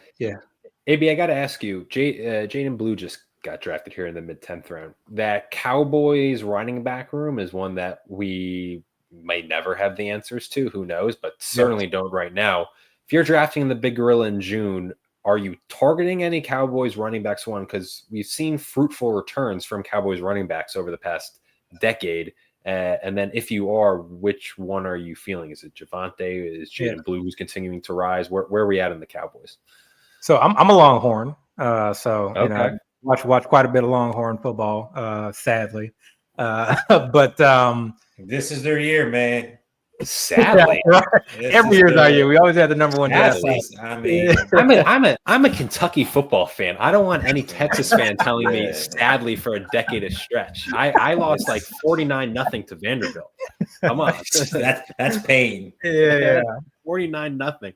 Little 11-year-old me sitting there just like, God, we suck. But all right, so you're a Longhorn. Yeah. So Jaden Blue just isn't it to me. I mean, he's fast. He's explosive. He can catch swing passes, I guess. I mean, if the hole is there, he can take it to the house. I mean, he's a track guy. But to me, he's a track guy who, also plays football or who, is on the football team as well. I don't see him being in a redraft or maybe even a best ball being a guy that I'm going to be relying on. I think it's more so that room makes people want to vomit. And he's sort of kind of, the default answer. But honestly, from what I know of Jaden Blue as a running back, as a guy you want to, be, lead your run game, get the necessary yards, hit the right holes, make the right reads, do anything from a pass protection, run the right, be where you're supposed to be. I'm just not buying it whatsoever. I'm not buying Javonte Williams being healthy now. That was last year. I would have bought that last year, but now we're a couple of years removed, so I'm not necessarily buying it. But to me, what it kind of comes down with, I don't think that there's much of any issue drafting any of those guys from round 10s on. I don't think there's an issue. So the way that I look at it is kind of like last year. When I go back and think about last year, Dowdle was he was a great, kind of value pick last year. He was a really good value pick, but did you lose your league because you didn't have Rico? No, so I don't really care about these guys, to be quite honest. I'm not really, to me, they can say what they want to say. Schottenheimer can do what he, to me, this is a passing team. They went and got Pickens, they have CD and they have Dak. This is a passing team. I think it's going to run through the passing game. I think you'll have kind of weeks where one guy does something and the other guy, I think they'll have their roles, but I think it could be Javonte for a couple of games, could be Sanders, could be Maffa. It could be a number of different guys. It could be somebody who's currently not on the team right now. But I just, drafting Jaden Blue that high, I get it. And I'm not mad at anybody for doing it. I'm not going to tell you not to do it, especially the 10th round. But it's just that whole running back room, I just don't really have any interest. I don't really care who wins the job. I'll let somebody else, win that victory potentially. The other thing, though, the one nice thing, though, is it is an early look game. So, you have that going for you, I guess. I will say team 8, Genty, Caleb Johnson, Tuden, and Blue, just all rookie running backs, just firing darts. A team like that, it's not like it's a build that we've seen one over the years, but you could easily be 0-5 and dead by the time those guys take the jobs. So you have 2 tight ends who are like, what was Kincaid and Laporte are both like, wait, what's real with them? Or are they horrible? Were they like, especially Laporte, like, will a real Sam Laporte? You have the unknown in Ricky Pearsall right now, hamstring early. Yeah. Does that linger? I mean, I like the start. I like what they did up into the 4th round, but to me, it's just kind of interesting. I will say the only thing I'll say about Blue, and he factors in with a host of others. I think it was Dane Brugler of The Athletic was writing, and he was just saying running back values are weird. And he wasn't even talking in a fantasy sense, just because he's saying guys who normally would be day 2 picks, 2nd, 3rd round, but it was just such a deep class. They were falling sometimes even to like the 6th round. So there's guys who their draft pick value doesn't maybe represent their actual talent just because of how deep it was. Blue, I think, was one of the guys he did point out, but who knows? AB, I just want to re-highlight the point you made. It's so true. Rico Dowdle was a great value, but he wasn't winning people leagues, right? So sometimes we get caught up trying to find the guy in a room or find this value, but then really you're trying to find the Bucky Irvings, the guys who actually can win you money. And the Zach Charbonnets of the world. Obviously, Kenneth Walker got hurt, but like you look at that round right there. Yeah, I would take Charbonnet. I would take Spears. I would take Benson. Yes. I would take Ray Davis. I don't mind Stevenson if Henderson don't. All those guys. And I like Jaden Blue. If I'm taking a Dallas running back, it's Jaden Blue. I'm not going to be overexposed to him, but I would take all those guys. Charbonnet, I would take over probably 2 or 3 guys that are drafted above him. You know what all those guys did in college too? They dominated. They were productive. They let their backfield. Jaden Blue was like 3rd, 4th round, 3rd, 4th on the depth chart. You know, we had a lot of injuries last year at the running back position. So, and even then, he still wasn't really, the lead guy. He was like the only healthy one. Like come week 1, they lost 3. And situational player. Yeah. It's a great point. It is going to be interesting because I do think along the lines I said there are going to be some day 3 rookie running backs who I think do have a pretty big fantasy impact because they're really talented and it's just a loaded class. We see it every year with these rookies, man. They always the hype, especially in the preseason, get these guys drawn up. So all you need to see is one Jaden Blue, Dallas Cowboy training camp piece where he takes one to the house against guys in shorts, and he's going to move up 2 rounds, and then the hype's going to start going on him, and he's going to get pushed up. We see it every year with these guys. Terp, who's the rookie running back outside of Harvey, Genty, O'Marion, who do you think has like the biggest potential to rise based on like a couple of preseason highlights? Is it? I think like I'm looking at like Tuden. Like I just think if Tuden gets some positive buzz from Liam Cohen and has a couple of moments, I think he continues to skyrocket. Like he's already 8th round right now, and we don't know if he can even hold on to the football. Realistically, I think is Tuden or Blue. But I also guys that went higher. Like I could see Travion Henderson or Judkins getting moved up. I mean, they're 2 names that are. We don't really talk about them a lot. We don't, and so I love Travion Henderson. Henderson. I wish he landed in a little bit better spot. Mm-hmm. But to me, he was my favorite running back, not named Ashton Genty in the draft. So I just love his talent. And, we're talking about Josh McDaniels.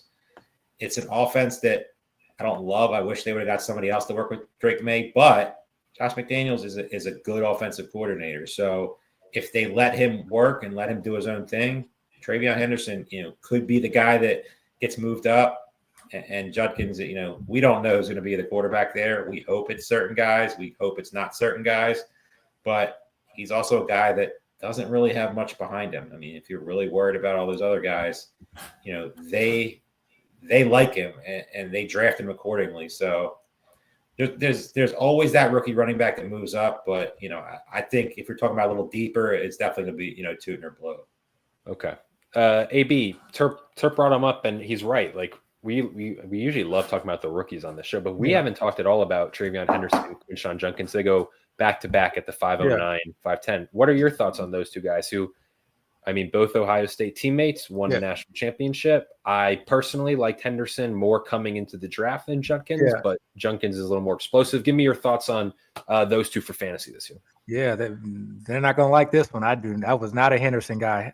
Did not. I won't say I wasn't down on him. I'm not definitely. Your takes right now are just literally making me want to draft more because I'm trying to get polar opposite. Yeah. No, people are gonna like this. You don't like Ingram. You don't like Henderson. He's right now. I mean, the AB's vibes are concerning Turf. I'm going to start getting in drafts right now to try to offset some of my exposure. But no. I mean, to me, Henderson is just like very, very explosive. So, like in the right situation, I think, he could just like dominate. Like, so I think he's one of those guys. Like, you put him in the right situation, doesn't matter what I think. He's not like a Jaden Blue type to me. So I think he did actually land in a really good spot for him because I think Josh McDaniels is actually someone who can utilize a back like this. My worry with him is that Josh McDaniels sometimes uses multiple backs, and sometimes he will typecast. And he'll typecast backs. He'll say, "You are the passing downs guy. You are the in between, early downs guy. You are the goal line guy." And so to me, that kind of really limits his upside if he is just a passing downs guy. And I could just I just see sort of kind of a 1-2 punch. He has a passing down role. Ramondre's a guy that's in between the tackle. You got to remind ourselves who the head coach is and Mike Vrabel, what his teams have looked like in the past. So I'm interested to see kind of like how the two marry one another as far as like McDaniels and Vrabel. I think they can really complement each other and bring out the best, but I'm interested to see how that offense runs. Is it run at a fast pace? Are they trying to, or is it kind of a balance between run and pass? Or does Vrabel kind of win out, especially with that defense looking like it may be something, and they're sort of kind of more of a running team. So that's always a question for me. I don't want to definitely, be in the situation of having no bags of Travion Henderson by no means. So I'll force myself to draft him at times, but I think right now, Quinshon Judkins is probably the value because I think I got him in a draft at the back end of the 7th round, and it was actually I think the JSN team. It was a 0 RB build team. So it was like the perfect scenario where if that works out, it could be something. And I think that will still be a situation where they probably use 2 backs, but I think in his situation, it'll be a 60-40, potentially even 70-30. And I think the Browns run blocking is underrated. I think the head coach / offensive coordinator there is underrated. And I think unlike in years past, even with the backup quarterbacks that they have, I think they're still tremendously better than finding themselves in the situation where they're starting DTR or Deshaun Watson. I think as long as it's not those two guys, that they have something serviceable. And Flacco back there, I mean, at the very least, we're off to a hot start. Hopefully we can get 10 games. If we get an entire season of Flacco, I mean, this could look nasty. That defense is pretty good too as well. So we just need them to stay above water, stay in the hunt. If we can make it to the hunt and to the money weeks, I think we're okay, I agree. I will just say one thing about the Browns and their running back room. Yeah. I really like Dylan Sampson. Me Dylan too. Sampson, I wish he went anywhere else because he's really good. Yeah. There's an argument to be made. I'm not going to be the one making it because I don't know jack shit about can tell you breaking the film. But just I tested Dylan Sampson could be better than Quinshon Judkins, at least last year at Tennessee versus Ohio State. But that's not possible. So that Browns team is intriguing. It's just the fantasy us players would kill for Flacco. It's just what's the point of that for the Browns? Like if we're putting our football hats on, why would they run Flacco? Don't they want to see what they have? Who knows what the hell they're doing? And speaking of Dylan Sampson, they don't know what they're doing, whether it's Flacco, whether it's Sanders, whether it's Gabriel, whether it's no idea. I think they want to win, though. I think they want to win. I think they want to win. And I think I think their defense is just good enough. I think their offensive line is good enough, and I think they can scheme play well enough. So we'll see. I don't know. We'll see. Judy or find weapons. Who knows what Tillman can become? Just a weird team. All right, Christian Kirk went off the board, so there's my segue. Our classic. We already talked about the Texans running back room. Now it's our classic Ask AB about the Texans receiver room, because Nico Collins is a stud. If he stays healthy, he's going to be a top 5 receiver. I mean, even with all the issues that Houston had last year, he was still an absolute monster. Bosa's as CJ Stroud's number 1 target. I mean, it's just they don't make guys like him. He's in a lab, 6'5" with the deep threat ability that he has. So we don't even need to discuss him. But beyond them, Tank Dell, just brutal. Like the luck he's had is just so unfortunate. You can tell me if I'm wrong. I'm assuming we're just kind of putting him to the side, that this not even a factor. But between the two Iowa State, it's Noel and I'm Jaden Higgins.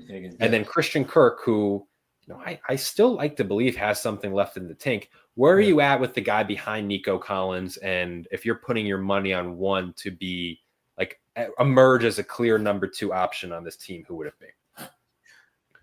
I would say this is what I would say. This is kind of maybe not answering the question completely. That's fine. It was a loaded question. But let's like break the season up into quarters. Okay. Sure. You got the first quarter, second quarter, third quarter, fourth quarter. At some point in the first quarter, one of these guys outside of Nico is going to hold a lot of value. Second quarter, one of these guys is going to hold a lot of value. Third quarter, one of these guys, draft them. Just draft them. Draft them. I'm really intrigued. Some of them are free, right? Like they're free. They're free. Whatever. 12th round Christian Kirk. You just drop them if it's not working out. It's not hurting. Yeah, and we don't talk about it enough, like how hard sit-start decisions are in redraft. Like these are redraft leagues. Like these drafts are fun and they're amazing to be in, but like the real work. Yeah. Terp always said that's Terp's catchphrase. Lick the button. And some of these teams draft with like their best ball team. It's not best ball. But we are getting better at like coverage shells, who does better against zone, who does better against man, who's going to be a shadow or see someone 60 to 70% of the time, who's going to be on a young rookie corner who's been getting torched for the last 3 weeks. And so for me, that's where these guys come into play. They're not just bye week guys. They're not just sort of kind of guys that get hurt. So I can see a situation where Kirk is based on sort of kind of the contract, the trade, this year alone, where he's killing out of the slot. One thing that we have to understand, we also don't fully understand or know what this offense is going to be. We're assuming that Nico is just going to get a significant percentage, but he may not. Nico actually scares me quite a bit because of that very reason. Okay. One, I think Jaden Higgins is an absolute baller. 2, I think Jalen Noel is an absolute baller. And I still think Christian Kirk has a lot in the tank. And so because I don't know what this team is going to do on an offensive end, I don't know if it's going to be just one guy dominating, because in the previous offense, that X receiver was just dominant. He was schemed open and he was put in positions where he was, sort of kind of, I don't want to say running free, but it was designed to have him open. It was designed to sort of kind of move the safety or move linebackers and move and provide certain shifts in coverage so that X receiver was open. I don't know what this offense is going to be based on. And our defense is also really good too as well. But I like drafting all these guys. And it's not just because I'm a Texans fan. I really do feel like at some point they could all have value. I think Jaden Higgins is probably, if I got to pick one, I'm taking him. And then after that, it's Jalen Noel and then Kirk the last. Yeah. They're all so cheap too, like you said. I mean, you can't in redraft, you can't really anything 10th round or plus. You're trying to mix in, and obviously your flow of your team, but you're also taking some shots. And all these guys all have potential. Maybe not Kirk, but the other two, they have the big money, at the end of the season type of potential to them that, like you said, in pockets, in quarters. So if one of these guys emerge as a target of Stroud, you could have a league winner on your hands. Yeah. I'm looking at it real quick, guys. It's Higgins has a mid-10th ADP, Christian Kirk has a mid-12th, and Noel has a 16th round. So he actually went way higher than usual. Somebody heard him talking. That's what happens. Yep. So Yeah, no, it feels like I go back to, I think Kirk could end up fitting the classic, like not a sexy pick. And is he a league winner? No, but he's kind of reliable for you all season and gives you what you need. But it feels like one of those Iowa State receivers. I don't know which one. It feels like one of them are going to break out because they have the opportunity to, I just feel, and it goes back to what I was saying. I do think Stroud bounces back from a rough year. And I do think that it's funny. We're saying like the Texans are going to have a way better year. And, they won a playoff game. Like it felt like the sky was falling, I'm sure, and Texans fans everybody was like Super Bowl team type of situation, and they just never looked like it all season. Obviously, they still had things that went wrong. Solid year, but they're clearly the best team in that division. Everybody can talk about Jacksonville, new coaching staff, and but we still got the Colts in that division. Like, stop. No, Terp, I got to ask you because you mentioned your Drake May love. I personally, we talked about kind of stacking this and getting him kind of late. Personally, like everyone in the fans community, love Kyle Williams, and I love everybody loves Kyle Williams. There's not a soul out there that doesn't like. He's Kyle a beast. I like him too, but it's a good situation. It's a cheap price, so it's a guy that I'll own too. But I feel like Kyle Williams, if you want him, you better start getting in drafts now because we all don't know anything about Diggs. I know you saw him work out a little bit last week, but there's so much unknown with him. Coming off an injury. Kyle Williams is another guy that, like I talked about earlier, pockets. I mean, it's a good pocket to be taking him right now. By the time August rolls around and late August rolls around and early September, Kyle Williams could be up there in the Josh Downs, Jacoby Myers range for all anybody knows. And then you got to look at, is that too rich? Is it worth the risk that's attached to the rookie? The rookies have so many outs, especially in a Mike Vrabel-led team. Like, is he trusting a rookie? He just came out today and started talking about the Mario Douglas, who was the popular guy last year who flopped. Kayshon Boutte, love. Yeah, Kayshon Boutte, Baker, Jalen Polk. I mean, they're all still there. Yeah. It's still Mike Vrabel. To me, I mean, if we talk about coaches in the NFL, and everybody knows my hatred for Arthur Smith. I hate the guy. I don't know how he still has a job, but if I had to pick a number two, I put the tweet out a long time ago when Mike Vrabel got fired. People were losing their minds. He's a good leader of men, but he's not a guy I want running my team. If I want somebody to come in and motivate my team, I'm calling Mike Vrabel. But do I want him running the show? I don't. Unless he has the perfect staff around him, which he doesn't. So I don't know. I disagree with you on that. I do think Mike Vrabel is a good football coach. I think he's damn good, but we'll agree to disagree. I do agree Kyle Williams is a prime contender for all preseason hype team. If a couple clips and he could go flying. Also, just on the rookie receiver, we were saying we didn't talk about TreVeyon Henderson or Junkins.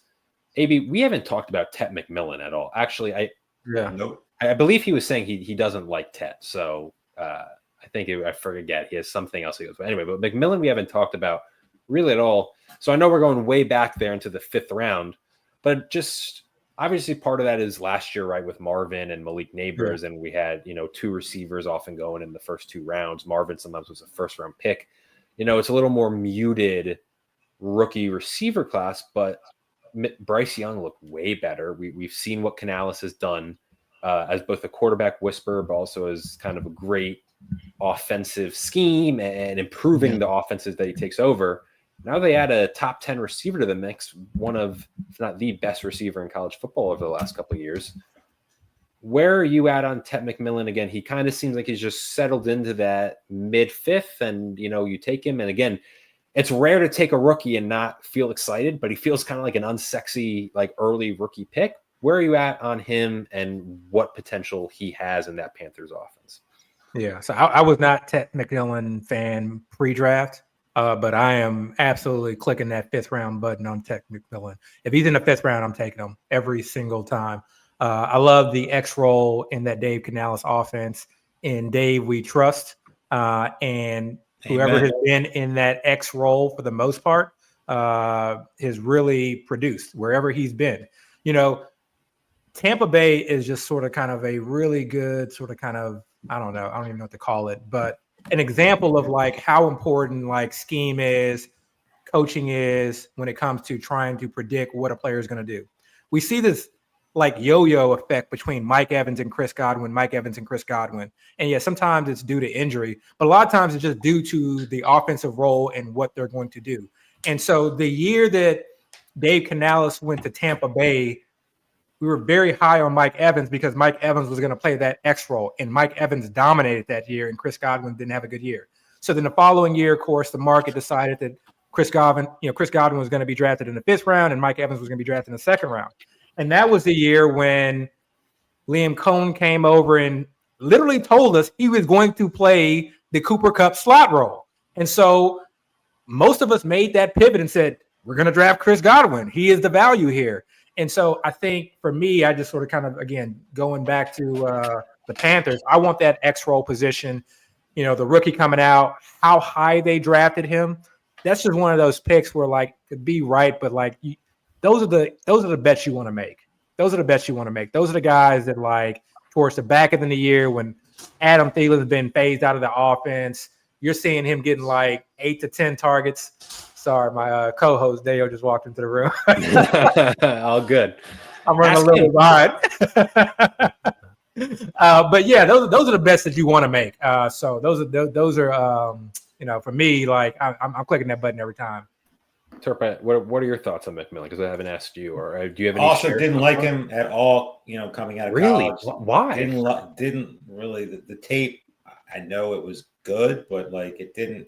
I didn't know if it translated to the NFL game. I still have my doubts, but what he said is exactly correct. I mean, the X in that offense is definitely something you want to target. And as long as he doesn't get too rich in the 5th round, like depending on how you're starting your build, like you can do a lot worse. I mean, you said you want to make those bets and you want to take your shots on them. But yeah, I'm a little worried about it because I don't love the player, but I still will take some at that spot. It's because, like you said, you want to make bets on talent. They drafted him high. They believed in him. Dave Canales you saw last year, Chuba Hubbard was a league winner. There was not anybody that ever came on any of these shows and said, I'm really going to draft Chuba Hubbard. Yeah. They didn't. Yep. And, McMillan obviously is going a little, higher and, getting drafted, but it's hard to ignore the coach. And I'll say one last thing. Like, when was the last time a wide receiver was drafted this high and we just did not care? Corey Davis. Rightfully so. Yeah. John Ross. It's been a while. Last year, Marvin Harrison was nobody could say a bad word about him. Yeah. And he was okay, but he definitely never panned out to be. I think the answer is Corey Davis. Like, I'm sure maybe there's one guy, but Corey Davis was the last one I remember being like ambivalence towards a top 10 rookie receiver. It's so rare for that to happen. And there's a question in the chat for you, AB. Jimmy Williams, he kind of wants to know, he says, you like Warren over Loveland, and then he's asking about he loves Luther Burden. So I guess kind of those 3 rookies are going in a similar range, 2 tight ends and a receiver. So could you kind of maybe talk us through your thoughts on Tyler Warren versus Colston Loveland, and then just also your thoughts, obviously kind of maybe parsing that into the Loveland discussion, your thoughts on Luther Burden. Yeah, so actually Loveland is actually, I think, outside of George Kittle and Njoku, my highest owned tight end. So I still love Loveland. Go. Now we're back. We're back. It was one of those situations pre-draft, like I watched Loveland tape and I'm just like, oh my God, love this guy. If he didn't play at Michigan, he would have went much higher. Love this guy. Now, can he stay healthy? Chat who are loving hearing this. Yeah. So now obviously his issues, health, and missing time in training camp is tough. And I was definitely not a Luther Burden guy, but I've drafted quite a bit of Luther Burden just because, again, things happen throughout the season, and sometimes it's just like, man, I want to trust this offensive coordinator. I don't know that this guy is going to do anything until somebody gets hurt, or until somebody gets traded, or some situation happens where a player falls out of favor. I mean, so many things could happen. We still don't know how good Rome Odunze is. We don't know who's going to play this slot role. The thing about drafting right now, too, and obviously all of us are degens and all these guys are knowledgeable. They're asking these questions, but they know. They probably know more than I do. But, the thing about all of us who are drafting right now and that we have to be kind of cautious with and careful with is that there's these major swings in news, like Odunze's not, or Burden's not practicing now, Loveland's not practicing. It's minicamp. What happens as soon as they start practicing? It's going to be this wild swing back the other way. Yeah. So you're seeing the shift now. Before, I think Loveland was going ahead of Warren, but now we're seeing the shift where Warren's starting to go ahead. And I really do like Warren. I do like Warren because I'm starting to buy in, even though I may not feel he has the same athletic profile, receiving profile. That team, for whatever reason, gut feeling seems hell-bent on making him the guy or one of the top two guys. And so I think he has a lot of outs from a TD standpoint, from a receiving standpoint. And again, we really need Daniel Jones to be the starter there for this to work out, I think. Everybody says the same thing with Daniel Jones, and I agree 100%. If it's Anthony Richardson, you're probably fading everybody. You know how down bad we have to be, fellas, we really need Daniel Jones to be the starter. Like, think about that. That's where we're at with the same Colts. thing saying Joe Flacco. Like, if you said 2-3 years ago that we're sitting here on a show on 6/11/2025 and we're hoping Joe Flacco's the guy, people would look at you like maybe he has fine memories of Joe Flacco with all the love, comeback player of the year, and then the Texans just absolutely just ended that Cinderella run. That was brutal to watch. Down. Yeah. I will say on Warren though too is I know it sounds silly, but is there potential there for like tush push scenarios? Because that's what he did at Penn State. He played a ton of wildcat quarterback. Like it's just something you have to factor in. Like if Anthony Richardson's out, or do they not want to risk Daniel Jones? I mean, Daniel Jones probably can take it, but even if it is Richardson, do they have Warren, run under center? And motion under center, and he gets some there. Like it is a possibility for him that I do think could be valuable down the stretch. And Shane Steichen came from Philly, and even if it is Anthony Richardson, I mean he hasn't been able to stay healthy. He's currently have a shoulder injury, so is that a guy that you want doing the tush push to as well? So even if it were Anthony Richardson, you could still see that tush push, or you could see him lining up in the backfield. And you love to hear the coaches actually bring that up and talk about that, because they're consciously aware that he can be used in so many different ways. It's just they get so coach speak is coach speak. Sometimes coach speak is just like you can just hear it and you're like, all right, I'm buying it. I'm willing to be sold. There's conviction behind. There's difference. There's somewhere it's like Sean McVay. When Sean McVay says something like I listen, like he doesn't really bullshit it. It's just when he's talking up someone, it usually pans out because that dude is a genius. But then there are some who are just like, I don't believe a word out of your mouth. I have a curious question real quick. Can you scroll up just a minute? Where's team? Michael Pittman? I'm just looking for Michael Pittman. 808. How did I miss him? I'm totally I don't know. So you have so many guys that are tied on Daniel Jones, and that's just scary to say out loud. But 8th round Pittman, 8th round Downs, 8th round Warren, right in a row there. If Anthony Richardson's a starting quarterback, I don't want any of them. Yeah. How much is Jonathan Taylor tied to the quarterback playing or is he kind of immune from it? Like when you guys are at all. Okay. If Anthony Richardson's still a quarterback, I don't really want much Jonathan Taylor. I agree. Please give your thoughts on AB. Yeah, no, I'm saying I agree. I don't really have much to add. I think. No, all good. And I will say the thing about Richardson is anytime you're seeing Neil Elatrache, probably not a good thing. And I know they kind of said status quo, but it doesn't seem as though it's like just a minor thing. Like, it seems as though it's someone. I believe I saw a tweet that was saying it was the same injury possibly that caused him to get surgery and miss the year. So it might be like Daniel. They paid Daniel Jones a lot of money. Just we'll see. I tend to like Philly coordinators coming over. Terp, I don't know if you feel the same. Outside of Gannon, it's just everyone I just have high hopes for, and sometimes it's just when you're not under the Philly roof, it just doesn't work the same, does it? It doesn't. Like I was huge on I thought Steichen. I love Richardson. Too. With Richardson, it made a ton of sense. Nobody really hated Richardson a couple of years ago. No, but I loved Richardson last year. I think I said Richardson, I thought would, if healthy, was going to be QB1. And turns out he just is terrible. Jesus, what a disaster. Horrible. Yeah, he can. What's so crazy about Anthony Richardson, and when we'll leave it, is truly he can do things on the football field that no one else can.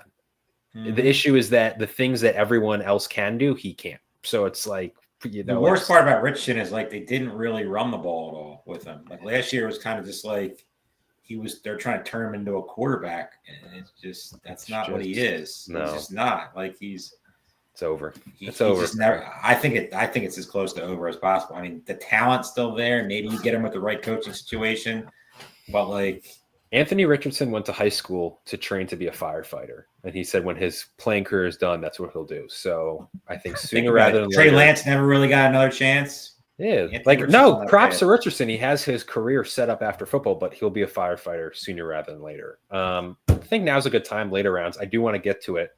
Aaron Rodgers signs with the Steelers.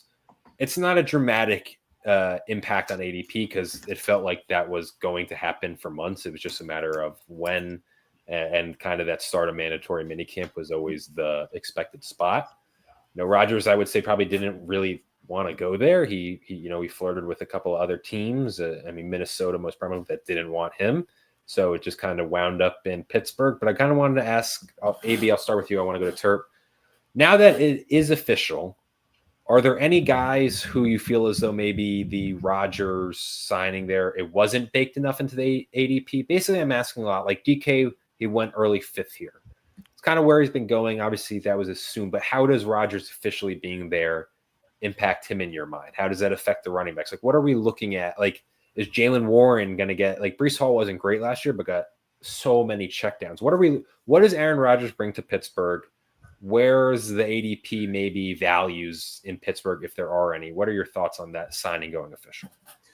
The weird thing is that I actually dropped DK in my rankings when Aaron Rodgers signed. Okay. And I think it had nothing to do with me like thinking that Rodgers is a worst case scenario than what they already had. Mm-hmm. But it was just more just like I was just like, okay, he signed now. I can like really think about this. And the more and more I thought about it, the more and more I thought about Arthur Smith and his previous offenses, what this coach wants to do, Aaron Rodgers being the age that he is, this entire team potentially imploding because this is like, essentially it's like their last run likely. Before kind of a rebuild, I think.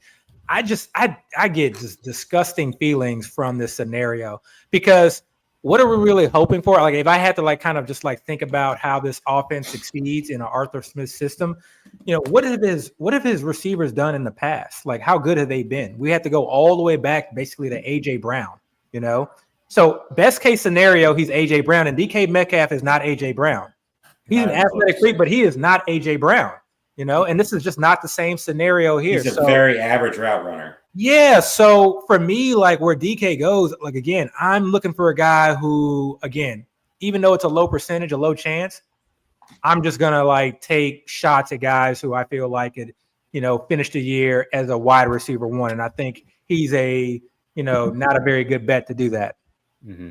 What about, and AB, I know you got to get going, but did Jalen Warren, once you could reflect on it, did he have any bump? Is Caleb Johnson, or are they kind of just remain status quo?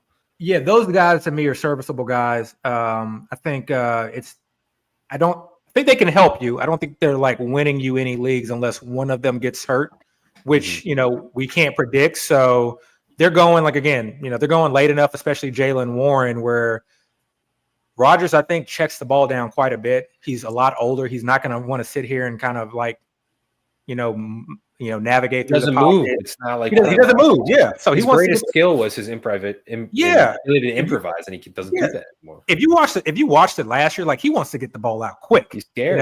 Last year he had Garrett Wilson and he had Devontae Adams who could get open quick. Mm-hmm. I don't know who on that offense gets open quick. Maybe we were sleeping on Roman Wilson. I don't know. Yeah. But there's been some Roman Wilson love. Yeah. Yes. But I don't. Yeah. I mean, Jalen Warren, I guess the running backs from like a sort of kind of a dump off standpoint. But yeah, that's a tough situation. I just don't feel good about any of those guys. Perfect. AB, we appreciate you as always for having you on. Before you go, please, though, let us know where we can find your work, your podcast, and your Twitter so the people can follow you and listen to a back-to-back champion discuss kind of his all his strategies. He gives them to you. So please take it away. Yeah. So Twitter at Skywalker 2000, no ER, SKYWALKA 2000. And then, first and 15. Check us out. We were actually going to be dropping pods pretty much every Wednesday or Thursday, kind of moving forward throughout the off season.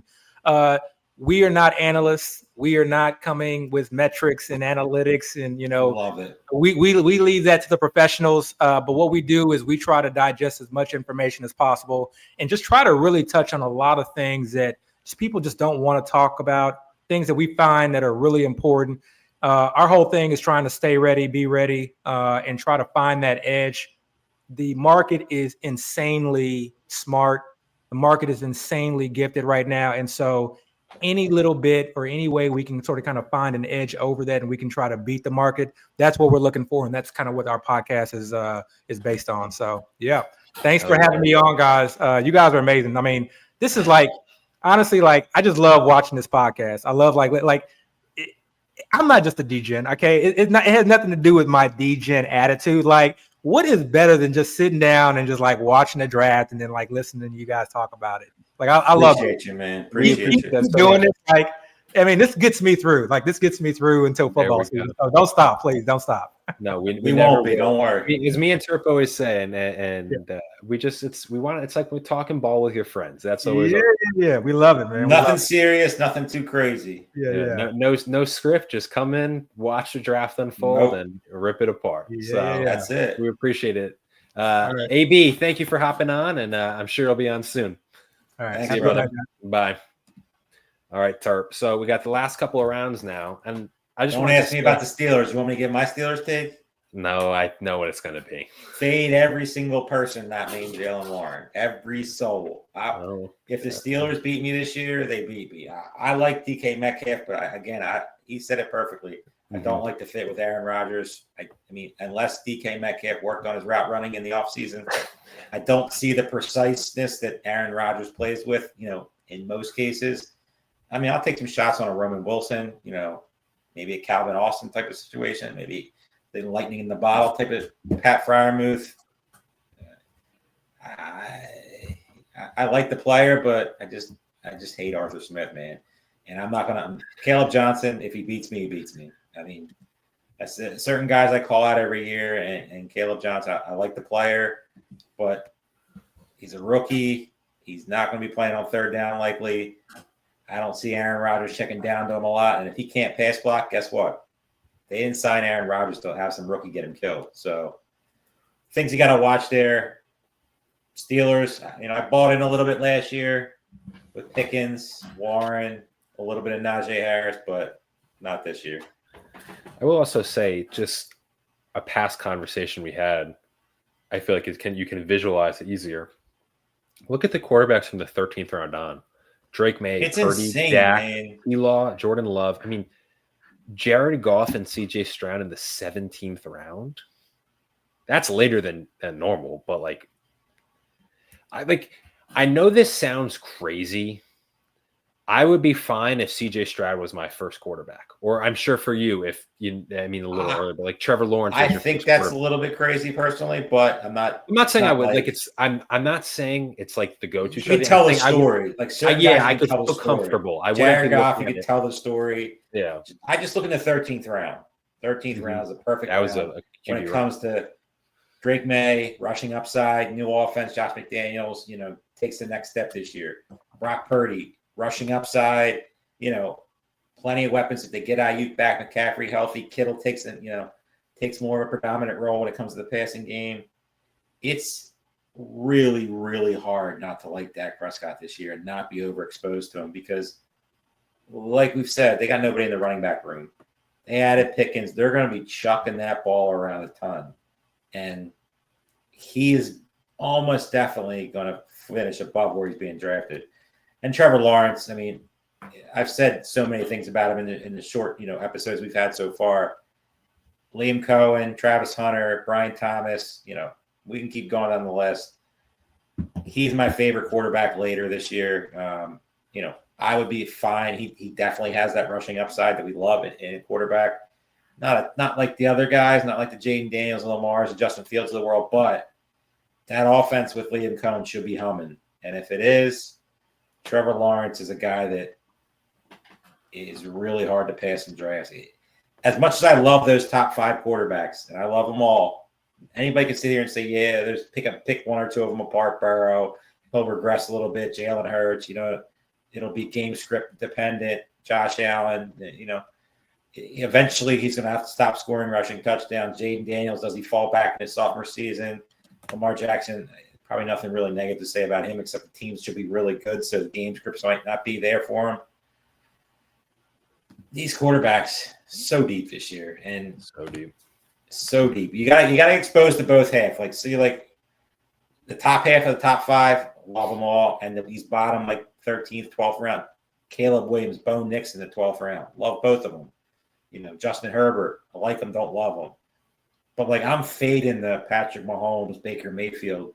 Oh, for sure. That middle. I don't hate that. I don't hate either player, but like, and you can have a great build with. Why would I pass up guys that are being drafted right around them when even I could tell myself a story about Michael Penix, dude. Like there's like JJ McCarthy. You could tell a story if he gets that rushing upside. Yeah, you could tell a story about Tua in the 18th round. You could tell a story about so many quarterbacks. Scary to say out loud. I think we pushed it a little too far. I don't think we can tell ourselves a story about. You could tell a story about Daniel Jones not being your starter. Terp. We're going to lose our audience. Be your starter. Craziness. We're not talking about starting quarterbacks here, Tua and Michael Penix and Daniel Jones, but we saw Daniel Jones, and I'm not. I should stop talking about him, but like they have weapons. And they have a core coach who's going to be on the hot seat here real soon. Can I say this? Daniel Jones, in some way, I feel like, especially these later, and we're gonna for those watching, me and Terp, our June is Big Gorilla. Although we may throw in a best ball here at the end of the year, but we have best ball coming. I need a live best ball here, and by the time the month ends, just the blood flowing. Essentially, what I'm getting at is guys like Tua and Daniel Jones. I think that story you tell is super vivid. Gino, who won't be drafted, guys like that. Like, give me all those guys in my QB3 in these best ball drafts. Good question. Redraft leagues are more tricky. Terp, good question from our guy Dom. He's asking, when is the earliest you'd be okay drafting Bo Nix? It's just so hard because, like, we talk about the top 5 quarterbacks and we talk about this bottom half, and like, they all look the same. So I don't think anybody's going to get overinflated to where they're going to get out of your range. I love Bo Nix. It's hard not to like Bo Nix. Has the rushing upside. Add another year in the system under Sean Payton, a better running game, adding Bryant, there's Marvin Mims maybe takes the next step. There's a lot of, ways that he could easily be a top 5 quarterback this year. I would take him and, based off my build, he's a guy also you can unstack and be okay with it, because outside of Courtland Sutton, you're probably not in redraft really. That's why people probably don't draft Bo Nix a lot, because you're not taking Courtland Sutton. Like, it's Evan Ingram maybe, obviously, but besides that, like, all the other receivers are kind of the same. So to me, I'd take him 9th, 10th round based off the build. 12th round is just ridiculous value for me. Terp, I'm assuming you got to love what Team 5 did here and talk about dart throws. Might as well throw some on Josh Palmer and Elijah Moore back to back. Complete. You know my love for Elijah Moore, man. That's not going to stop. I've been beating that drum since they signed him. And hey, it could all just be a complete disaster, because Buffalo, what receiver do you really want? Like Shakir, Kincaid, Palmer. We get on the list. The most trustworthy Bills guy we know, Mike Schote, said draft none of them. We're going to ignore him, and we will be drafting some of them. Like one of them. Palmer was obviously a real sexy name last year, especially late in the process. Didn't really work out. It was okay. Not he didn't win you or lose you anything. But to me, Elijah Moore, 18th round. These are Tyler Lockett, 20th round. Give me all these guys I can get. Just because, hey, if it doesn't work out, you just cut them. But if it does, think about it. In Tennessee right now, let's just say Cam Ward. Tell the story that Cam Ward is what everybody thinks he's going to be. Number 1 pick, they take the next step, all that stuff. They have Calvin Ridley and nobody. Oh, I thought I thought you were. There was no answer. There's no answer to the question, because right now it's Calvin Ridley and Westbrook. Hey, I love Calvin Ridley this year. And I don't think he's there anymore. He's in Miami. Rats. I don't even know. I could not name. They have the rookie Alec. I'm not even going to try to say his name, but like he's a rookie. You don't know anything about him. Treylon Burks. Tight end position. He's still there. He's still his corpse of Treylon Burks is still there. But you don't know anything. You don't know where these guys are going to fall. So to me, I mean, Tyler Lockett in best ball, probably one of my favorite clicks because he's free. He's really not going to hurt you. Calvin Ridley, who I love this year, I really think takes that next step and does what we think he's going to did what I thought he was going to do last year with Will Levis. I think this year he takes that next step, but there's so many traps at the end of these drafts that people just, redraft's a little different. Obviously, you're trying to draft a little bit more of a lottery ticket type of situation. Roman Wilson, perfect example. Do I think it's going to work with Arthur Smith and Aaron Rodgers? No, but why not? 20th round, might as well. Why not? I will say, just as rank because we brought the Titans, my worry is like Brian Callahan, I think, might suck. Like that coaching staff, I just think it's not good. That's the scary part about a lot of these jobs, like Liam Cohen. We love Liam Cohen. We love Ben Johnson. No, we don't. I don't like Liam Cohen. I'm an avid Liam Cohen hater. As a coach, you love Liam Cohen. You love Ben Johnson. You love all that stuff. Yes. We love Brian Callahan when he went to Tennessee. We love Shane Steichen when he went to Indy. We love Shane Steichen. It doesn't always work out. It doesn't. But the difference between the other two guys we mentioned, Ben Johnson and I just drew a blank. Who's the other guy? Brian Callahan got hired.